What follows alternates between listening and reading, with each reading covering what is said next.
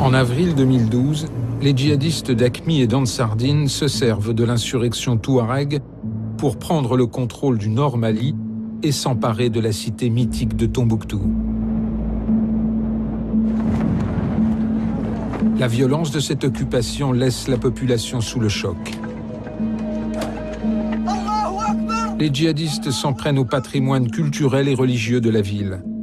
On craint le pire pour les milliers de manuscrits conservés depuis des siècles, des manuscrits qui témoignent de l'une des traditions écrites les plus riches du monde. Si jamais je pense qu'il arrive un malheur à ces manuscrits, que je les prends à cœur, je crois que je vais mourir.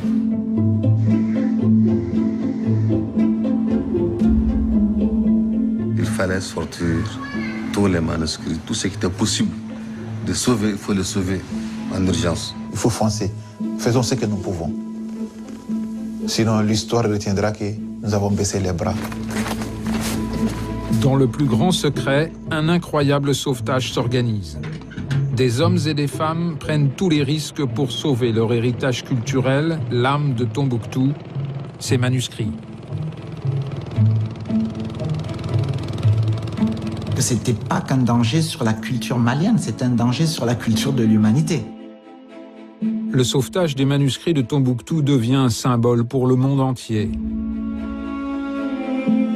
Mais derrière le symbole, que représentent aujourd'hui ces manuscrits? Pourquoi l'enjeu de leur sauvegarde soulève-t-il autant de mystères, de passions et d'intérêts? Les manuscrits de Tombouctou sont au cœur des enjeux politiques, religieux et culturels du Mali d'aujourd'hui, et bien au-delà.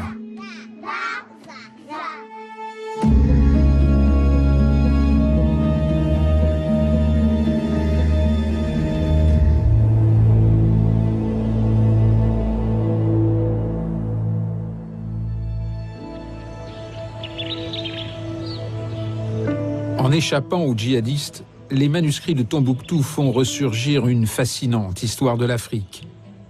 Elle prend aujourd'hui tout son sens. C'était il y a 10 siècles, dans la boucle du grand fleuve Niger. Tombouctou n'existe pas encore, il est seulement question d'une mystérieuse femme et d'une tribu touareg. C'est-à-dire que c'est des gens qui nous disaient entre le désert et le fleuve. Il y a des périodes où ils viennent vivre au bord du fleuve. Ils s'en vont, les bagages qu'ils ne peuvent pas importer, ils les laissent là. Et il y avait une vieille femme qui s'appelait Bouktou. C'est elle qui était chargée de garder ces bagages-là. Les gens, ils reviennent, la saison suivante, ils reviennent, ils retrouvent leurs bagages. La naissance de la ville, c'était comme ça. Plus tard, les routes du commerce, celles que tracent les caravanes des marchands, convergent vers Tombouctou. Le petit entrepôt de Madame Bouktou s'est transformé en cité commerciale prospère, où s'installent de grandes familles qui forment l'élite de la ville.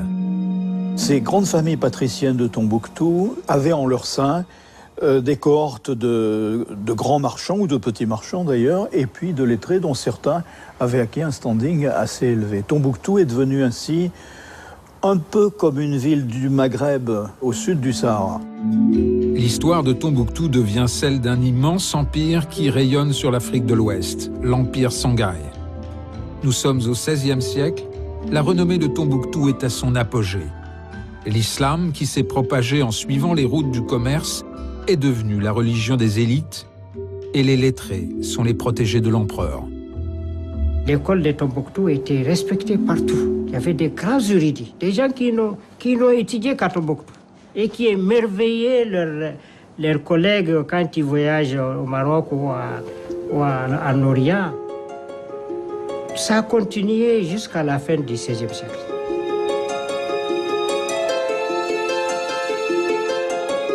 Le savoir se transmet à travers des milliers de manuscrits écrits en arabe qui témoignent d'une civilisation très évoluée et d'un islam ouvert à la connaissance.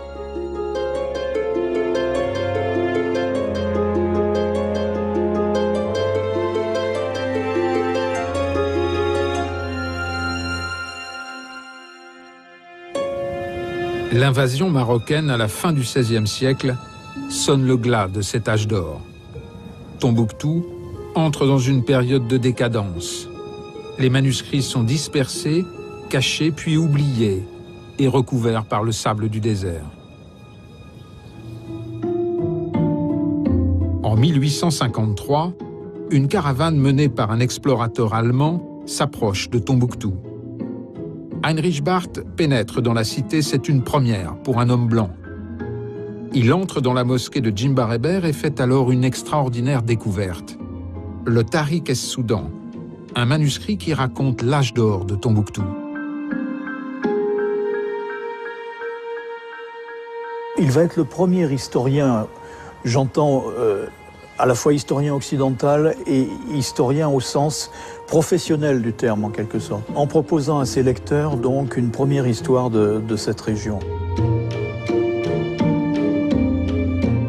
Donc à partir de là, on sait qu'il y a des manuscrits historiques à Tombouctou, qu'ils révèlent une histoire inconnue jusqu'alors, et on sait que, bien entendu, ça n'est qu'un élément dans une production plus vaste.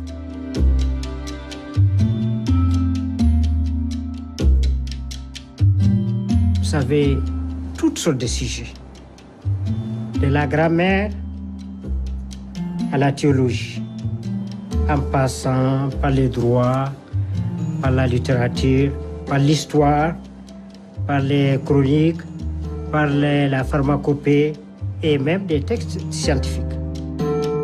Les manuscrits révèlent des textes d'une grande ouverture d'esprit.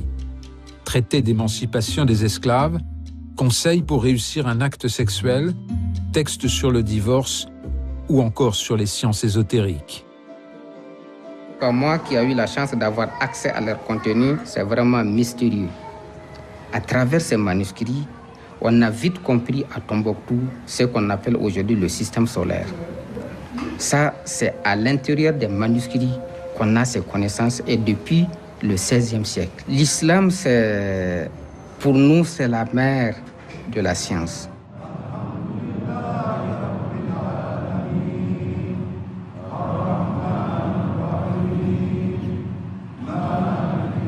C'est toute une culture islamique qui s'est propagée à travers les manuscrits. La transmission du savoir était une priorité dans cet islam des Lumières, fondé sur le droit et la justice.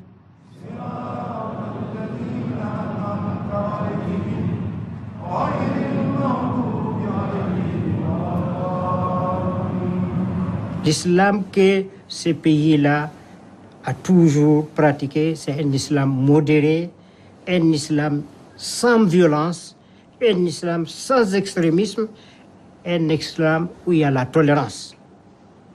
Voilà. Et ça, nous trouvons ça dans les manuscrits. En 2014, se rendre à Tombouctou est une mission quasi impossible pour un occidental. La ville reste sous la menace d'un retour des groupes armés, ce qui donne à ces images, tournées discrètement, une dimension toute particulière. La cité n'a pas retrouvé une vie normale et n'a rien oublié de ce qui s'est passé. En avril 2012, les djihadistes qui occupent Tombouctou se veulent les défenseurs d'un islam authentique et en appellent au djihad. Nous ne sommes pas là pour dominer les villes, nous sommes là pour le djihad. On est prêt à défendre la religion jusqu'au dernier degré. La conception de l'islam en matière de guerre est la suivante. Toute guerre est interdite sauf les guerres sacrées.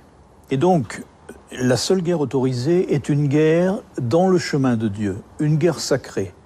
Cette guerre sacrée donc prend la forme d'un djihad sous les armes, avec les armes à la main.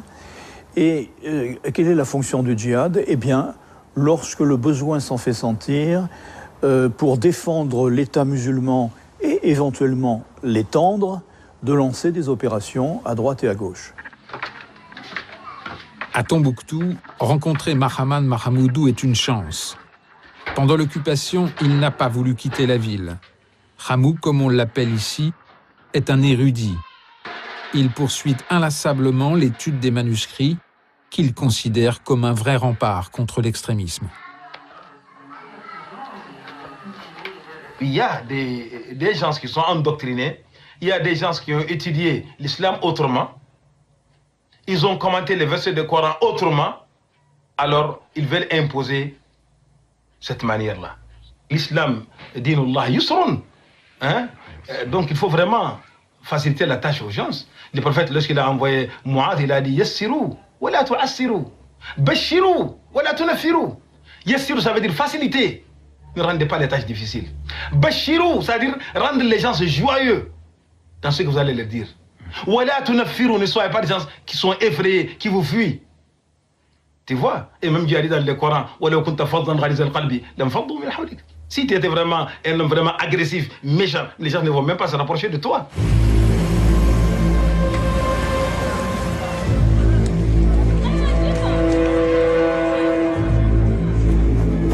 L'image, c'est les véhicules qui se suivaient. On se dit que c'était même plus de 100 véhicules armés avec des gens, avec des drapeaux qui passaient à travers toutes les rues. Et c'est comme si la ville, tout les appartient. Et c'était une force incroyable que j'ai jamais vue. Les djihadistes imposent désormais leurs lois à la population. Yadak Ghali, le chef du groupe islamiste Ansardine, est l'homme fort des occupants. Avec certains camarades, on est tous partis répondre à Yadak Ghali. Je suis venu, ok, ça va, tout va bien. C'est toi le maire? Il me dit, j'ai dit ouais. Il dit, mais tu sais que tu n'es plus maire. Il dit, je ne suis pas maire, mais je suis avec ma population. Il me dit, bien. Il me dit, tu sais, à Tombouctou là, vous allez faire ce que nous, on va vous dire. C'est-à-dire appliquer la charia. Vous allez voir une nouvelle méthode, un nouveau comportement, et vous allez appliquer ça à la lettre. Et que c'est compris. C'est compris, c'est compris, c'est compris. Sortez.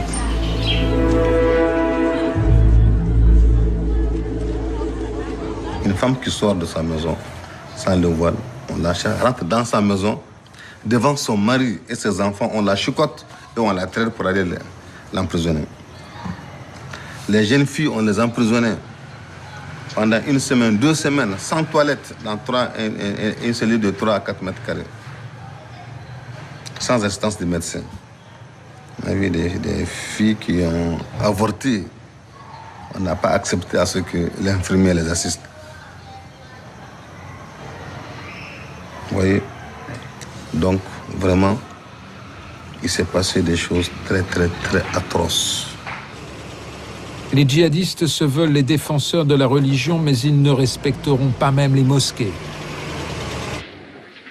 Mohamed El Mokhtar Cissé possède la bibliothèque de manuscrits d'un célèbre magistrat de Tombouctou au XVIe siècle, le cadi Al-Akib.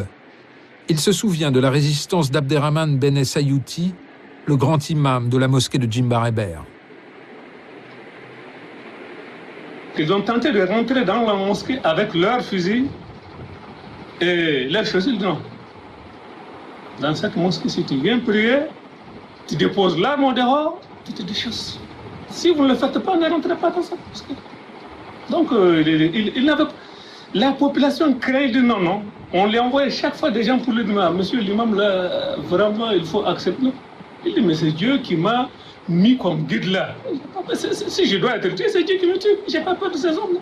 Vraiment, on ne pensait pas que des gens qui viennent à Tombouctou, qui se disent une ville de culture, et que des gens viennent dire qu'ils vont apprendre aux gens l'islam. Les gens de Tombouctou, eux, ils se frappent la poitrine. Même le plus petit enfant de Tombouctou, il a ses connaissances. Il sait quelque chose. Et si ces gens viennent nous défier pour dire que tout le monde ne connaît rien et qu'ils vont nous apporter une nouvelle culture islamique, ça, on ne le comprend pas.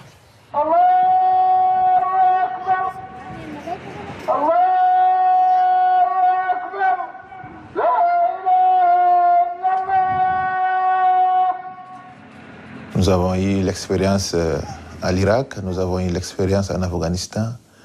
Et quand notre ville, Tombouctou, a été occupée, nous nous sommes dit, Et voilà, ce sont les mêmes personnes.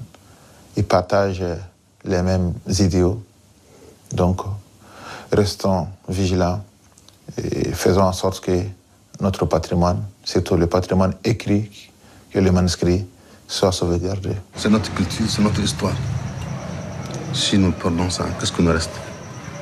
Comme valeur culturelle. Tombouctou n'est connu que par ses manuscrits dans le monde entier. Voilà, c'est ça. C'est ce que nous avons de très important.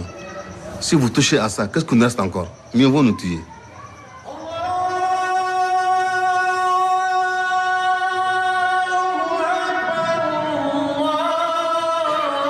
La religion musulmane, pratiquée par 90% de la population du Mali, est imprégnée de la rencontre entre l'islam et les traditions ancestrales africaines. À la grande mosquée de Bamako, l'esprit d'accueil et d'ouverture permet la présence d'une caméra à l'heure de la prière du vendredi.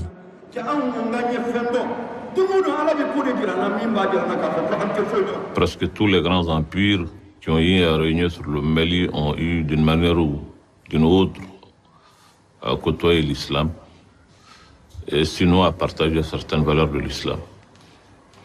À tel point que il y a une confusion entre ce qui est patrimoine africain, malien, si je peux m'exprimer ainsi, et ce qui est l'islam souvent. Il y a certaines pratiques que les gens ne savent même pas. Est-ce que c'est l'islam? Est-ce que ça fait partie de nos us ou de nos coutumes ou c'est l'islam? Le soufisme, avec sa dimension mystique, est un courant de l'islam qui, en Afrique, s'est étroitement mêlé aux croyances ancestrales. Son influence est très présente au Mali, et c'est précisément ce courant que les djihadistes veulent éradiquer. Dans cette déviation de l'islam que représente pour eux le soufisme, notamment sa variante confrérique, le soufisme, ça peut être une démarche mystique très individuelle ou en petit groupe, mais ça a donné naissance à de grandes organisations qu'on appelle les confréries, avec une famille sainte à la tête, qui est réputée détenir une baraka, une bénédiction divine particulière, qui, elle, est réputée protéger ses fidèles. Bon. Donc c'est un système, et ce système-là qui établit des intermédiaires entre le simple fidèle et Dieu est un système qui est jugé hérétique, qui est jugé insupportable par les islamistes pur sucre. En détruisant les monuments soufistes comme les mausolées des saints, les djihadistes s'en prennent à la culture islamique qui a fait l'histoire de Tombouctou. Les statuettes, considérées comme des superstitions, sont également proscrites. Le manuscrit aussi a été menacé, puisque ça c'est encore plus dangereux que les monuments. Parce que le manuscrit, ça peut circuler, ça véhicule une idéologie.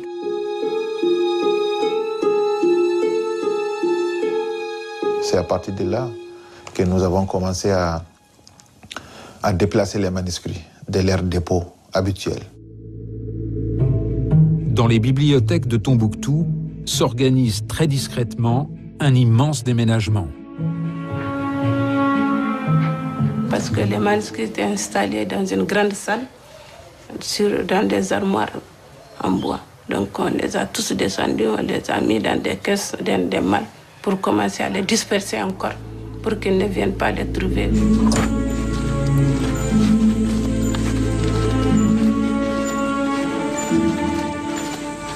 Donc on a un certain nombre de cantines qui peuvent être transportées sans être vues.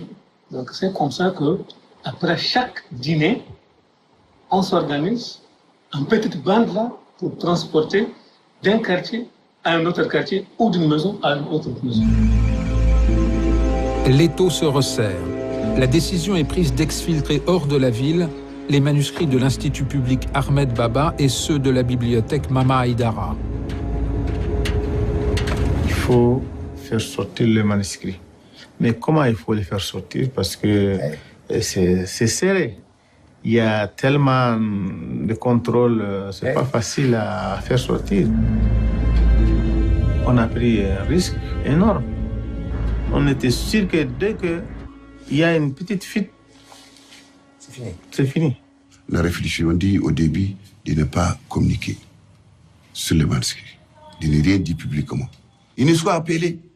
Nous, qu'est-ce qu'on peut faire pour je dis, vous ne faites rien pour le moment. Il faut garder silence.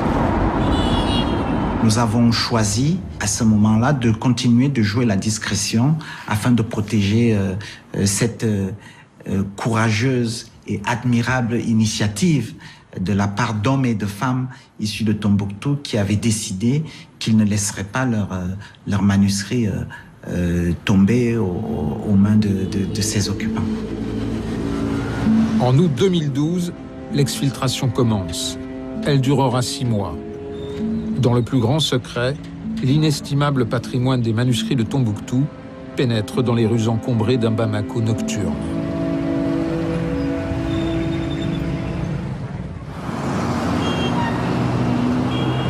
Pendant ce temps, dans la capitale malienne, des dissensions apparaissent au sein de la communauté musulmane sur l'islam qui est imposé au nord du pays. Le wahhabisme venu d'Arabie saoudite, qui s'attache au sens littéral du texte originel, le Coran, est mis en accusation par une partie des musulmans. Dans le quartier populaire de Bankoni, se dresse la mosquée et la résidence du célèbre prédicateur, Chérif Ousmane Madani Haïdara. L'imam, très influent au Mali, a fondé son propre mouvement religieux et revendique aujourd'hui plus de 2,5 millions de membres.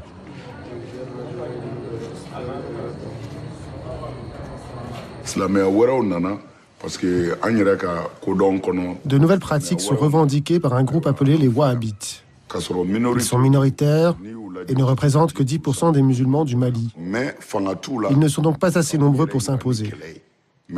C'est lorsque les djihadistes sont arrivés qu'ils ont montré leur vrai visage. Ils ont fait des prêches dans les mosquées en demandant aux jeunes de se rallier aux djihadistes qui sont pour eux les vrais musulmans. C'est là que nous sommes intervenus par des déclarations à la télé et à la radio en dénonçant leurs méthodes, la destruction des mausolées, couper des mains et des pieds, ce qui est tout sauf l'islam. C'est là que nous avons reçu des menaces de mort, menaces avec lesquelles je vis jusqu'à présent.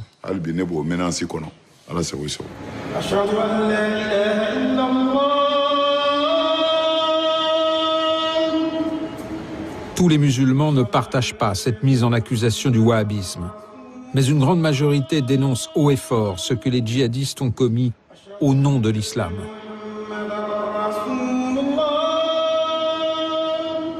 Venir conquérir un pays, des villes islamisées. Comment l'islam qualifie ces actes-là? L'acte qu'ils ont posé, l'islam le qualifie d'une agression armée, l'islam le qualifie du banditisme de grand chemin, l'islam le qualifie de brigandage. De brigandage. Donc, c'est la fitna. C'est ça le terme que la charia emploie. La fitna signifie la corruption sur la terre. La corruption, ce n'est pas seulement au sens économique du terme, mais ça va au-delà de ce sens économique. Le Haut Conseil islamique, qui regroupe en son sein les différents courants et mouvements de l'islam au Mali, se veut avant tout rassurant. Moi, je l'ai dit et je le redis. La religion musulmane, de notre entendement, des versets qui sont révélés, est une grâce divine.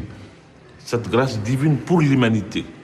Mais cette grâce divine ne peut pas se transformer en une menace mondiale pour l'humanité. Je ne crois pas. Je ne crois pas en cela. Mais le comportement des gens, leur interprétation, leur façon de faire, peut faire en sorte qu'aujourd'hui, cette religion soit vue comme une crainte ou une menace pour le reste du monde, alors que ça ne doit pas l'être, en réalité.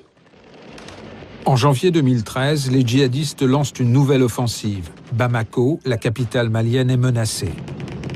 À la demande du gouvernement malien, la France lance l'opération Serval pour stopper l'avancée des djihadistes et mettre fin à l'occupation au nord du Mali.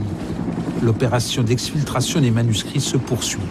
En janvier, ils ont voulu franchir la ligne rouge, que l'armée française et l'armée malienne ont intervenu.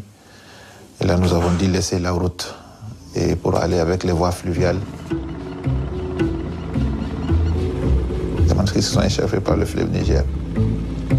Bien sûr, il y avait des risques, mais entre le mal et le pire, il faut en choisir.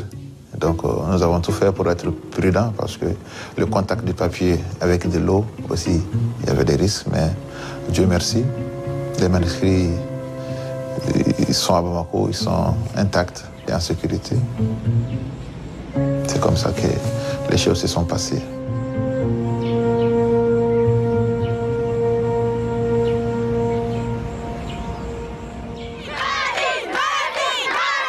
Tombouctou est libéré par les forces maliennes et françaises le 27 janvier 2013. Avant leur fuite, les djihadistes saccagent l'Institut Ahmed Baba et mettent en scène un autodafé des derniers manuscrits restés sur place. À leur départ, on a essayé de voir les feux brûlés et autres. Là, non, c'était pas des manuscrits. C'était les couvertures, là. Comme par exemple ici, là. Voilà, ça, là. Donc, ça, c'est les coques, là, et autres, là.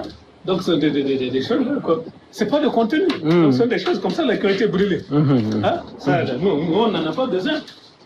Donc, ce sont des choses comme ça, là, qu'ils ont entaché, fait semblant de dire, ah, ouais, nous avons pris 3000 manuscrits et nous avons brûlé. Non. Ils ont volé, ils se sont enrichis avec ça. Et peut-être qu'il y en a qui conservent aussi chez eux. L'autodafé à l'Institut Ahmed Baba n'aurait pas été uniquement symbolique, mais plutôt un simulacre permettant aux djihadistes de tirer profit de la revente des manuscrits. D'après l'Institut Ahmed Baba, 4203 manuscrits auraient ainsi disparu.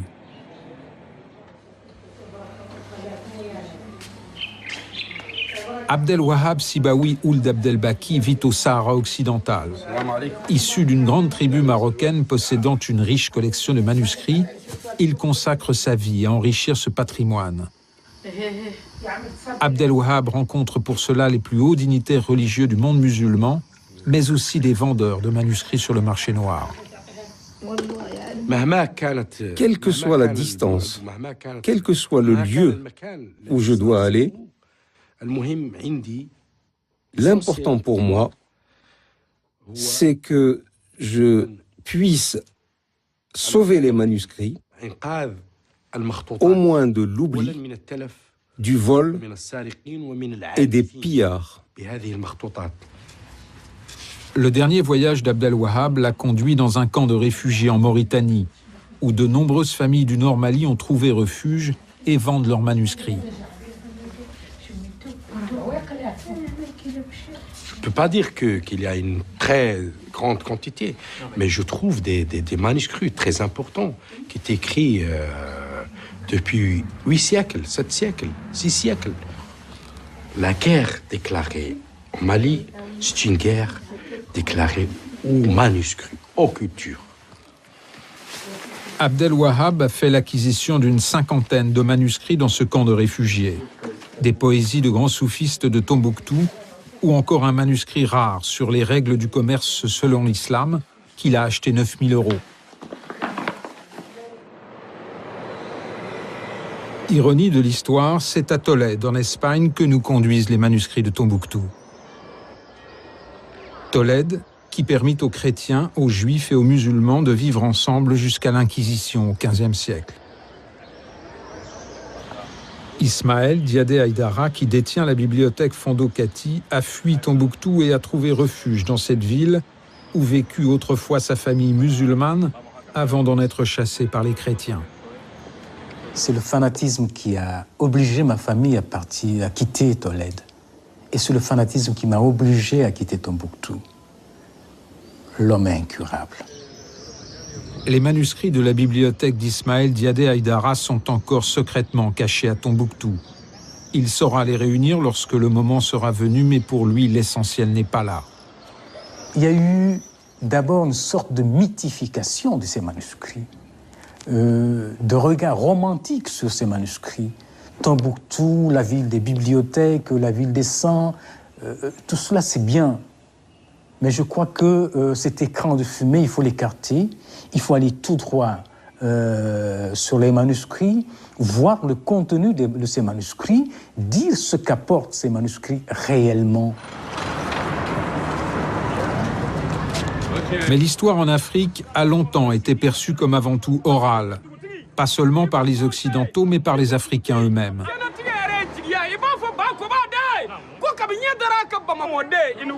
Les griots ont perpétué cette puissante tradition et continuent aujourd'hui à en être les garants.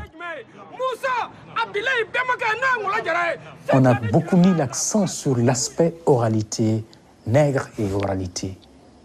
Mais les manuscrits ont changé ce regard élémentaire qu'on avait sur l'Afrique. Ils ont montré qu'en Afrique aussi, on avait des manuscrits. Il y avait des écrivains, il y avait un monde de production littéraire, mais gardé dans des coffres. Il faudra attendre la période coloniale pour que certains manuscrits soient emportés en métropole et rejoignent la Bibliothèque nationale de France. Le patrimoine écrit venant d'Afrique ressurgit. Il est désormais lié à l'histoire française, mais il intéresse peu les chercheurs. Les arabisants s'intéressent au Maghreb et au Proche-Orient. L'Afrique au sud du Sahara, pour eux, c'est la brousse. C'est... oui, il y a des musulmans, oui, il y a peut-être des livres en arabe, mais c'est vraiment des petites choses par rapport à la grande production noble qui est celle du Maghreb et du Proche-Orient. Les spécialistes d'études africaines ne s'intéressaient pas à l'arabe parce qu'ils considéraient que ça, c'était une sorte d'invasion culturelle venue du Nord et que ça n'était, comment dire, ça contaminait l'Afrique authentique. Donc il y a eu un grand trou noir, en effet. C'est à partir de l'indépendance du Mali en 1960 que les manuscrits commencent à sortir des coffres. Des bibliothèques sont créées. L'UNESCO et des partenaires internationaux soutiennent le travail de collecte des manuscrits. Des chercheurs comme l'américain John Unwik font un colossal travail d'inventaire. Mais ces textes anciens, écrits en arabe, appartiennent à un passé que le Mali doit se réapproprier. Quelle place occupe ce patrimoine écrit dans la société malienne d'aujourd'hui? Du côté de l'enseignement supérieur qui doit permettre aux nouvelles générations d'accéder à cette histoire, la langue arabe trouve difficilement sa place aux côtés du français, la langue officielle. À l'Université des Lettres et Sciences Humaines à Bamako, on enseigne la langue arabe, mais les manuscrits restent un patrimoine perçu comme inaccessible.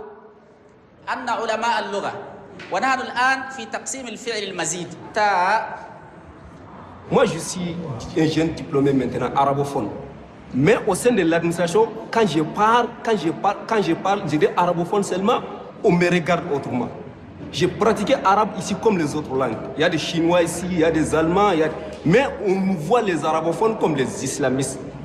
L'État doit faire vraiment en sorte que cette philosophie, vraiment, bien sûr. Moi, j'aimerais aujourd'hui vraiment tirer le profit de ces manuscrits. Mais comment? Ces livres-là sont détenus par le gouvernement. Et le gouvernement, vraiment, ne donne pas. Il garde ces choses comme des choses magiques, alors qu'on a besoin de contenu de ces choses.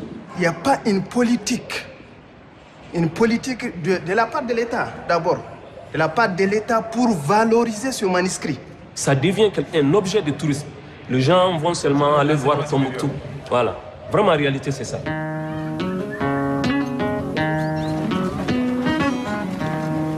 Au petit village de Gondsolo, à 3 heures de Bamako, l'école coranique où l'on enseigne l'arabe coexiste très bien avec l'école publique et laïque en langue française.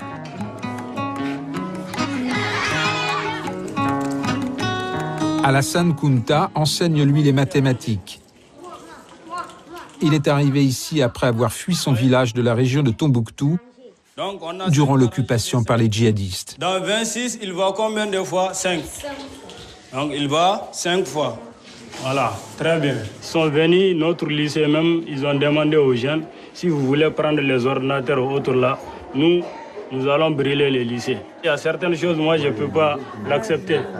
Ils sont en train de fouilleter les sœurs. Quand on fouillette une sœur là, c'est comme si on est en train de te poignarder. Si tu peux faire quelque chose, tu vas réagir. La corruption a gangréné le pays. Et c'est dû à la corruption que le Mali même est comme ça aujourd'hui. Les djihadistes sont rentrés, la façon dont ils sont rentrés, c'est parce que les chefs étaient corrompus. Ils n'ont pas voulu faire ce qu'ils doivent faire. Et ils se sont tenus secrets vis-à-vis de la population du Mali. C'est eux qui ont créé ça. La panique, la peur, le mal qui nous est eu, c'est nos dirigeants corrompus qui ont causé ça. Et si ce n'est la France, je te dis que j'allais mourir. Parce que moi, ma femme, tu ne vas pas la toucher, je te tue et tu me tues. C'est là, moi. Ok. C'est pas parce que j'aime trop ma femme, mais c'est la réalité, quoi.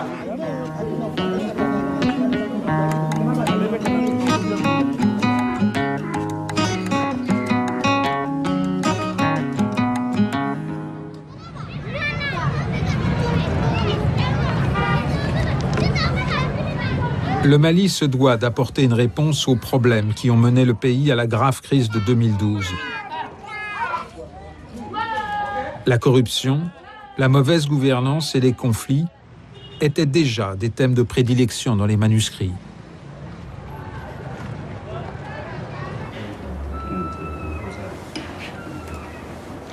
Chaque samedi, Mahmoud Zouber et Abdoulaye Baradzi, chefs du département arabe de l'université de Bamako, travaillent à l'étude critique et à la traduction d'un manuscrit. Son frère. Bon, mais on a pris la traduction, donc on s'en tient à ça. Intitulé « Conseil éclairant pour montrer la vilainie du conflit entre les croyants », ce manuscrit en vers visait à régler certains problèmes d'ordre religieux et politique dont souffrait déjà la région au XVIIIe siècle. Chargé, c'est ça. Ces deux documents, vraiment mis en valeur, seraient vraiment des guides importants pour régler tous les problèmes qui ont provoqué la crise du Nord, là. Parce qu'ils ne traitent que de ça. Aujourd'hui, nous souffrons d'une chose, c'est qu'il n'y a plus de repères. Au nord du Mali, il n'y a plus de repères. Ni repères spirituels, ni repères temporels, il n'y en a pas. Il n'y a que le seul repère aujourd'hui, c'est l'argent. Malheureusement. Aujourd'hui, on parle de la réconciliation. On parle des règlements de la crise qu'on vient de connaître. Et dans le temps, il y avait des crises.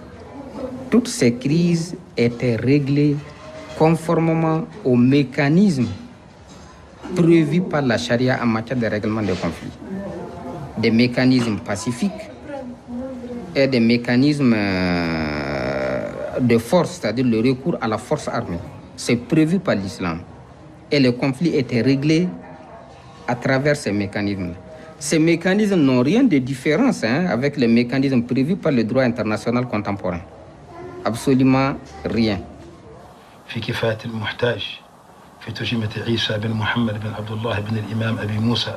Dans les manuscrits, tant que tu les lis, tu les regardes, tu les consultes attentivement, tu découvres quelque chose. Ça, c'est indéniable, c'est incroyable ça. Et tu vas te sentir vraiment à l'aise parce que et tout ce que tu vois dans le monde, ça ne t'étonne pas. Ça ne t'étonne jamais. Tu sais que ça, je l'ai dit quelque part. Ça, je l'avais vu quelque part.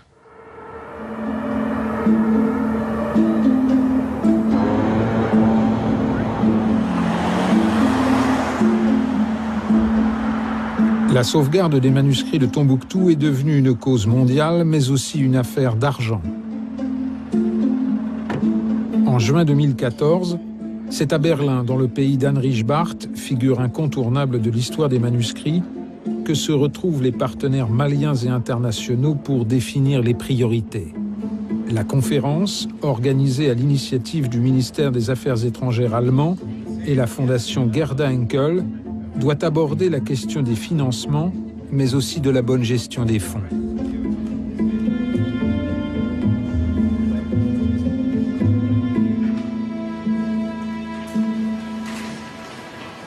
Nous avons à présupposer mutuellement que nous sommes responsables.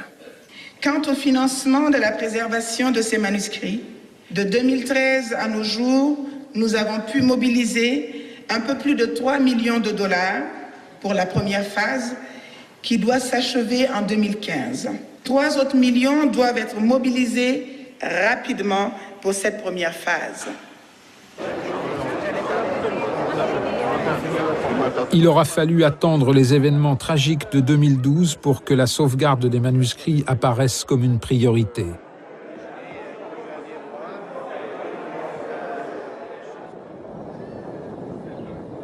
Pourtant, depuis plusieurs années, d'importants financements ont été consacrés à la sauvegarde des manuscrits. Mais les résultats n'ont pas toujours été à la hauteur. Des milliers de manuscrits restent conservés dans les cantines.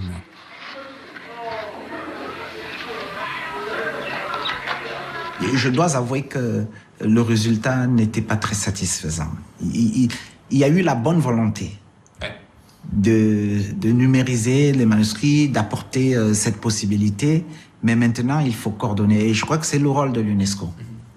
Et c'est ce que l'UNESCO, à travers son plan d'action pour la sauvegarde des manuscrits et la réhabilitation du patrimoine, est en train de faire. L'Institut Ahmed Baba attend de retrouver sa fonction initiale, la conservation des manuscrits, l'accès aux chercheurs et leur formation. Mais c'est aussi l'heure du bilan et des constats. Pendant 40 ans d'existence de l'Institut, on est à ce niveau. Auquel livre édité? Auquel livre?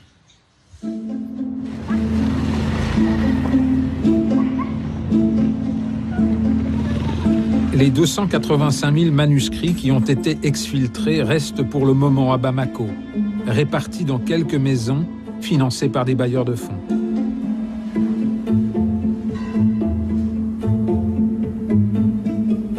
Bon, déjà, il y a un résultat, c'est que ces manuscrits existent encore.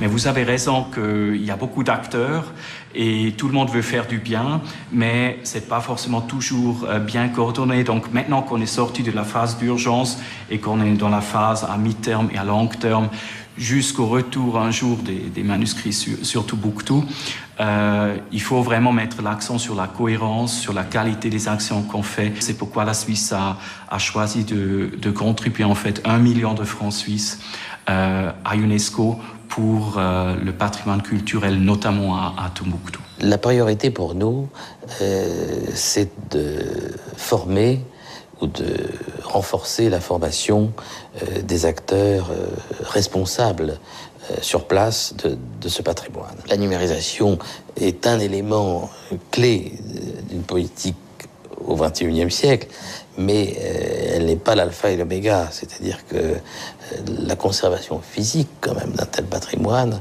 demeure l'essentiel. Seulement 5% des manuscrits ont été jusqu'à maintenant exploités scientifiquement. L'essentiel du contenu des manuscrits de Tombouctou reste encore à traduire et à étudier. Ils sont en principe d'accord avec le principe d'accès et l'importance d'exploitation scientifique. Mais pour le moment, les manuscrits ne sont pas accessibles. Ceux qui sont à Bamako, bien sûr, ils ne sont pas du tout accessibles. Et j'imagine que ça va rester un peu longtemps comme ça. Pour le moment, c'est comme une mine d'or.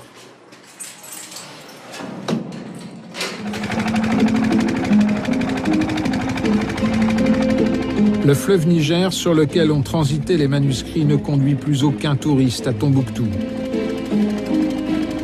Les manuscrits pourront-ils revenir un jour dans leur lieu d'origine? L'enjeu est tout à la fois historique et culturel, mais aussi économique et politique. Du côté de Tombouctou, on veut y croire.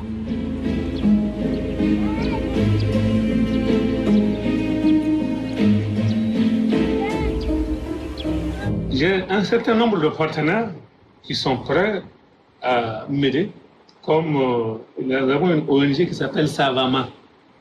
Donc, on travaille avec Savama, qui a décidé de venir cataloguer, peut-être maximum dans 30 jours, ils viendront travailler avec moi ici, cataloguer ces manuscrits en arabe, en français et en anglais. Comme ça, quand vous viendrez seulement, nous vous tendons un exemplaire, vous allez pour savoir en anglais, là, il y a tel document ici, tel autre document. C'est extraordinaire. Ça. Donc, nous ferons cela et nous allons lancer ça sur le net pour la recherche future. Là. Parce que ça, là, c'est pour moi aujourd'hui. Mais demain, quand je serai, c'est pour le reste du pays, c'est pour l'humanité. Alors que les menaces djihadistes se font à nouveau entendre, la ville veut tenir en affirmant son identité, sa liberté. Personne n'a oublié ce qui s'est passé ici, à commencer par les femmes. Mais elles n'ont rien cédé. Leur force et leur fierté sont intactes. Un message pour les djihadistes.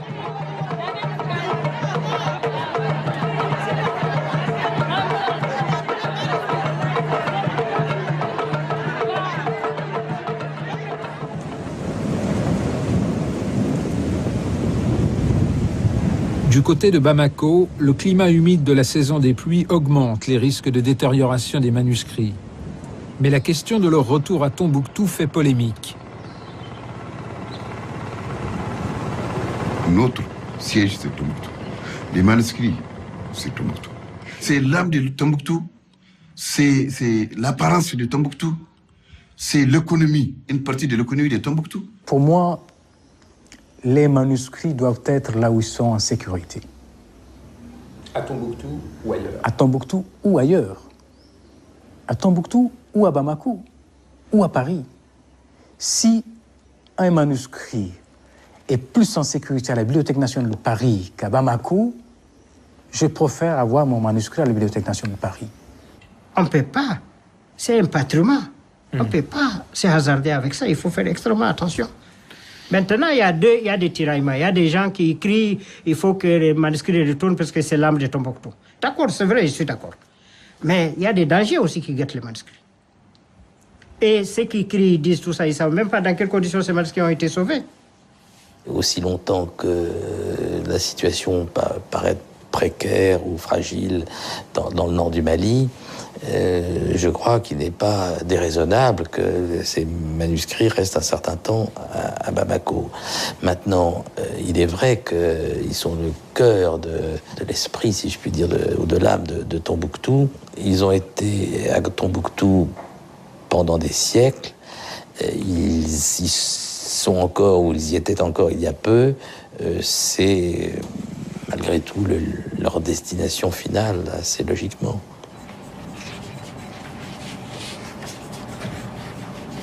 L'organisation Savama DCI que dirige Abdelkader Haïdara a commencé le long travail de numérisation.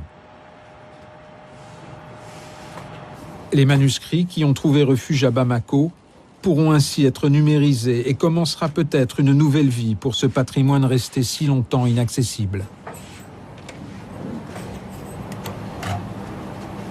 La numérisation a l'avantage par rapport aux techniques anciennes, notamment au microfilm, de permettre d'avoir une qualité de reproduction qui maintenant est tout à fait remarquable.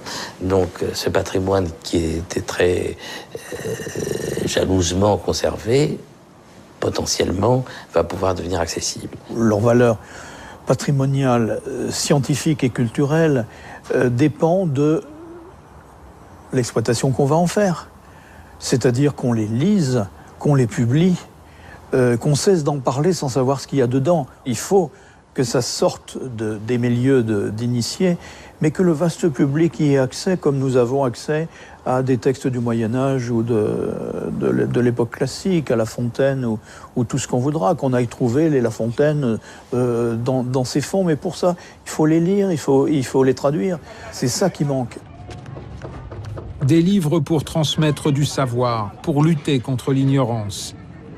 C'est ce message légué par les manuscrits qu'il faut aujourd'hui défendre. Priver les djihadistes de leur justification idéologique passe par l'éducation et la culture. Mais aujourd'hui, dans un Mali où 3 habitants sur 5 ont moins de 25 ans, quelles sont les chances d'accéder aux livres? Aminata les a découverts dans une petite librairie de quartier à Bamako, la librairie Le Savoir. C'est distinguer l'économie. Voilà. Les livres, c'est la connaissance, c'est la base de tout. Tout se trouve dans les livres, absolument tout. Mon premier roman, quand je le lis, je faisais encore la 7e année. C'est mon professeur français qui me l'a donné.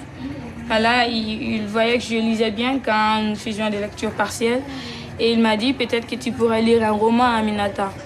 Tu peux le faire. Je dis, ah bon, moi, lire un roman, ce que je comprendrais. Il dit, non, tu comprendras très bien. Et donc, il m'a donné le roman de Seydou Badian, Sous l'orage. Et c'est comme ça que ça a commencé, la lecture pour moi. la tête des maths n'a pas été préparée. À la découverte des mots. C'est ainsi qu'Aminata et quelques amis ont appelé le centre qu'ils ont créé pour que les enfants du quartier en difficulté scolaire puissent avoir une chance de lire et d'écrire. Il n'y a que devant, donc tu lis ta. Le but même du centre, c'est la lecture pour tous. Il faudrait qu'ils apprennent à savoir que par les pages, entre les pages des livres, ils peuvent apprendre beaucoup plus qu'à l'école. On est en train de faire entendre notre voix parce que l'air n'est plus au reproche. On se plaint chaque fois, l'éducation malienne, ça va pas, il n'y a pas les moyens. Mais par ce centre, on dit, excusez-moi du terme, merde. Si ça ne le fait pas, nous les jeunes, on va créer quelque chose pour venir en aide aux enfants, les futurs cadres de demain. Comme on le dit, tout peut partir un jour. Mais ce que tu as dans la tête, ça reste. Ça reste. On ne peut pas te l'enlever.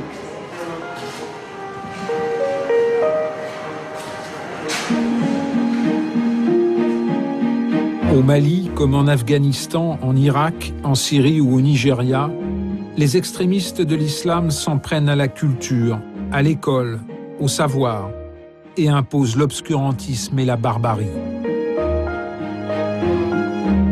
Je dirais que ce sont des gens qui n'avaient qu'un seul but, c'était de détruire la connaissance. Je dirais même qu'ils voulaient que nous retournions dans l'ombre. Voilà, plus de lumière. Parce que sans les livres, il n'y a pas de connaissance, et sans connaissance, il n'y a pas de lumière.